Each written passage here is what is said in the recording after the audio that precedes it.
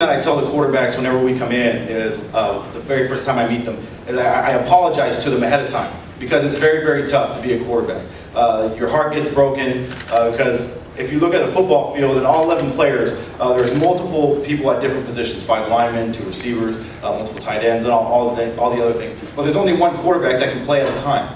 And so whenever I've had the biggest group that I've had so far as a coach, I've had 7 quarterbacks this year, 3 of them at the varsity level and the rest at the JV level. It's just remarkable to see how humble these guys are, how hard they work, and they just continue to persevere, and they continue to support each other, whoever shows up on the field Friday night. And I think that you could see that towards the end of the season. We had a few injuries that we talked about earlier in the day, and it didn't matter if it was 12 out there, or 14, or 13, or 6. We had a guy to come over and play defense that played quarterback. Holy moly. You know, it's just amazing how hard these guys work. And then in the mind of a quarterback, a lot of people don't really understand that they have to process so many things in 30 seconds and get a snap off before things happen. We get a flag thrown. These guys do a great job. Forrest played backup quarterback for us.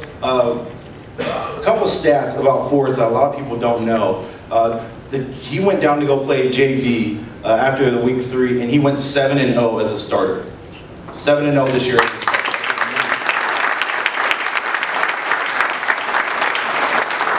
A lot of people refer to him as my son. Yeah, we'll just leave it at that. Forrest is a fierce competitor. As you notice, God did not bless him with the height, although we're waiting for a growth spurt. It will happen. And it's hard to see over guys that are twice the size of you. 6'4" and 6'5" and things like that. But he finds a way, and I continue to work with Forrest that way.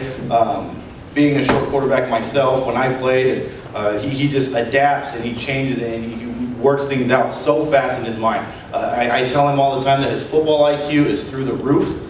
I remember when the first game that he went to go play JV was against Charter Oak at Charter Oak, and we have a Thursday walkthrough for about an hour, and we finished early. So I go over there to go check him out, and we're sitting there watching the game from the sideline, and he just throws a quick dart slant to Addison for a touchdown.